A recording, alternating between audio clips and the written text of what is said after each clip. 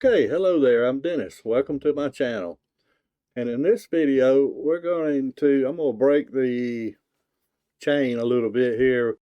I said I was going to do the next video was going to be on Endeavor OS, and it will be after this one. We're going to do a video on Kumander Linux, which is Kumander Linux is based on Debian.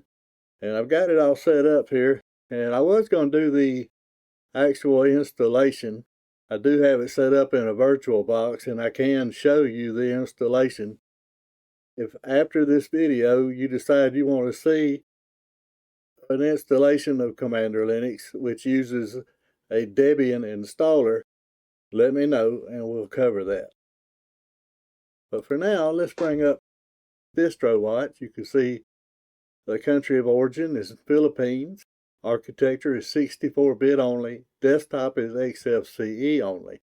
It is a live medium, so you can boot into the ISO and look around and use it, what have you, before you make up your mind about installing it. Right now, its popularity is 216. I expect that to go up a little bit.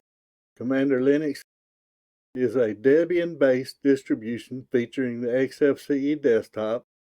The distribution's key feature is a Windows 7-like theme and desktop behavior designed to make the migration from Windows to Linux easier.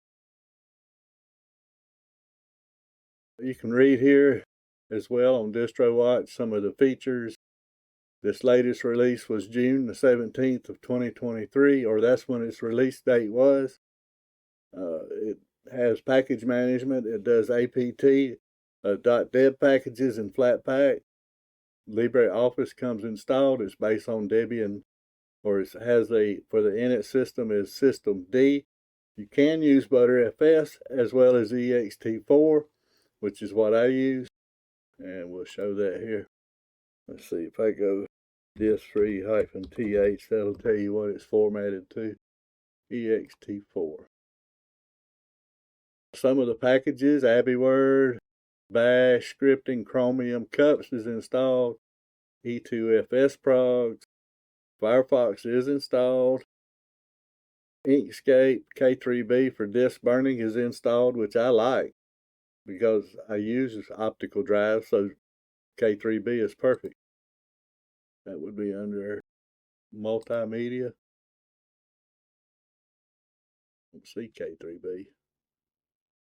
It's probably called something different here. Let's see. Let me just type in K3B. And I get no return. So K3B is not installed by default. Even though it says here it is. It's not. Okay, so this is Kumander Linux, is our home page right here. You can find out quite a bit about it, and also get your download from here. If you go to About and click on that, it opens up this, tells you a little more about it. It also introduces the developer, Roy, and his wife, Bernadette. They live in Philippines. Home page again. Tells you more about it. It was inspired by Windows 7.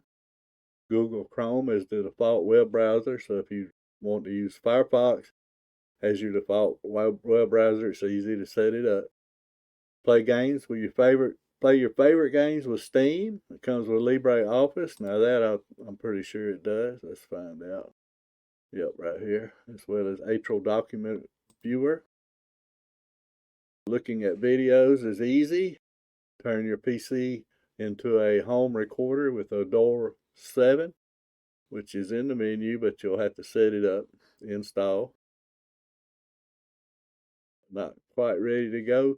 Run it as a virtual box, it says. You can boot into your live, or boot into the ISO and use the live environment before you installing it.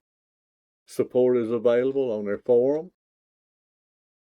Kumander Linux also has their own YouTube, and I'll make sure all these links get in the description below. And like I said, YouTube, he's got some videos here that'll help you along the way, answer any questions you might have. Kumander Linux. Also, there is a very good article here on Kumander Linux and it's a very good article. It covers a lot of things that I'm covering and some more things that I'm not covering. Make an early good reputation. It's quite a healthy description, or basically a review, and it's very good. I would recommend, I'll make sure the link gets into the description below, and I would make sure that you read it through it, probably before you actually install it. If you go to desktop settings, you can see it's got a ton of very nice wallpapers. Very nice. There's that one. Campus Kapunan. I guess that's in, I'm assuming that's in the Philippines. Let me go back to the beach view there because I like it so well. Also, if you go to the icons, you can change your icon set here, or what's available and what's not available. Close that back out. Bring up my notes here. Kumander Linux is based on Debian with the look and feel of Windows 7. Here's all those links to the web pages. Its initial release, the best I can tell, was on June the 17th of 2023. So it's a year old, and it's still available. So that's good. You make it past the first year in a development, I think you're probably going to be okay. Especially now with all this upheaval going on with Windows. I'm not going to bash Windows. There's enough videos out there that do bash it. And I would suggest that you actually pay attention to some of those things. They have phenomenal wallpapers, as you just saw. A couple cons that I've run across, the mouse, the theming. Let me bring that up just to show you. If you go to their settings panel and you find the mouse and touchpad, go to the theme. It's the Kumander theme, but I don't care how high you get it, it's not going to change the size of that, which is too bad because, as you see, the other ones work. Back to the Kumander there. Back to my notes. I had to remove, they include this package here, or software, called Software and Update. And when I would run an update, I had a problem which brought me to this. When I would run an upgrade, it would tell me that it could not download from these two repos right here. And when I tried to untick them here and close, it would just hang up and say it was upgrading the mirrors, but it would hang up, the system would freeze, I'd end up rebooting. Tried it again. I tried it 3 times, which is probably the definition of ludicrous. So I ended up doing that I guess what you'd call the old-fashioned way. But let me show you how I did that. Instead of in a terminal, I did it through a graphical interface of Thunar, the file manager. Open that up. Go to the address bar. Put in Etsy. It's in Etsy apt sources list. You'll see here. There it is there. I had to manually take the hash, or put hash marks right here. Once I did that and saved it, and closed it out, and then I went back to run an upgrade. Sudo apt update and sudo apt upgrade. It would carry through and I'd get no error messages.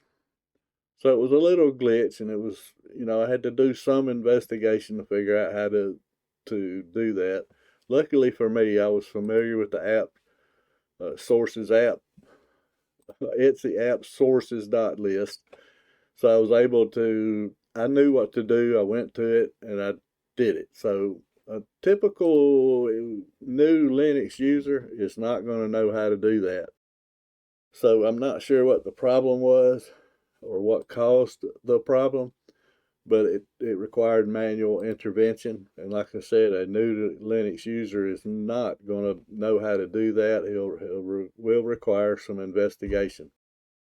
But it may be may not be a problem. Even though I was receiving that error about the upgrade and the sources list, it didn't stop me from installing anything. And you can look at my favorites here. I've got GNOME Disk. This is Thunar. I have PC Man FM installed. GNOME Disk is installed. Notepad that came with it, and I've been using it. But I do think I have Featherpad installed. Let's see. Yep, I do. And I noticed the weird behavior there. Look at that on my mouse. Let's go back to that, wherever it was here, and let's turn that back down because it's trying to work. It's not going to work. In fact, why don't I just change that right now? And then I won't have to worry with it again. All right. So I got all my favorites are installed. Kdenlive, which it says it comes with Kdenlive. I don't remember. It may have. I'm not sure. If I back up to my favorites, Kdenlive, Audacity, Krita, System Monitor. Let's bring that up. Again, you'll see the ext4 file system. This hard drive is only 125 gig hard drive. I've got plenty left. All this stuff going, the tabs and stuff with Firefox, OBS, we're only using right at 4 gigs of the available 16 gigs of RAM that is available. So that's not horrible. System Monitor, Simple Screen Recorder, Voco Screen, I installed that. I think VirtualBox was installed by default, I think. If not, it's a simple matter of installing it. But I believe it was already installed for me. This is VirtualBox 7.0. It was installed, and I was surprised that it had a newer version of VirtualBox. So you can use VirtualBox. It's very easy. So the philosophy behind Kumander Linux, now this was copied and pasted, obviously. They believe that Microsoft peaked at Microsoft Windows 7 peaked, and they picked up where they left off. In other words, they're trying to be a replacement for Windows 7. Personally, I didn't get an opportunity to use Windows 7 more than 2 years. I used XP up until then. I adored XP. Windows 7 took a little getting used to, but after I got it themed the way I wanted it, I liked it just fine. Windows 7 was great. They bring back the colorful icons, beautiful backgrounds, and software with a real soul. Low system requirements, meaning it will run fine on any old hardware. This is an older computer, so that's proof. Focus on user friendliness, openness, and simplicity. You, the user, are in total control. So, I mean, I don't know how true all that is. I just know I'm using it. The only hiccups I just showed you, it works. It's based on Debian. If you want a Debian-based distribution, this one will work. Front screen fetch. Debian 11 Bullseye is based on 64-bit architecture. Kumander Linux with the XFCE desktop. Comic Sans. So you are able to get your fonts if you require the MS fonts or you like those. It's available. And it says we're using right at 4 gigs of RAM. Let's see what HTOP says. Same thing. All right, so if we go cat, Etsy, OS, hyphen tab, release, we'll see we're running a Debian 11 Bullseye, 510 kernel. Okay, so I guess that's going to wrap it up. This is just a very quick look at Kumander Linux. It's based on Debian. I've been using it now for a little while and have no problems with it. I don't think I have my TD script installed. I do not. So I couldn't tell you exactly when I installed it right off the bat, but it's been a couple months. In fact, I contacted the developer, and he contacted me back pretty quick. So if you have a question, you can contact the developer. Here it is. Here's the name. I am the lead developer, Roy Hosgaard or Hoygaard, one of those. I'm sure I'm butchering it, and I apologize in advance. So I did contact him, and he did respond to me. So you will get some sort of response, which is, in my book, that's awesome. So we're going to close out of those, and I'm going to close out of the video. Peace out, guys. Thanks so much for watching. I'll catch you on the next video. Bye.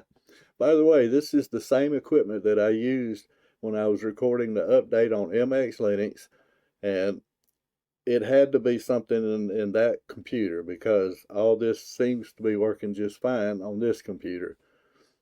Anyway, that's here nor there.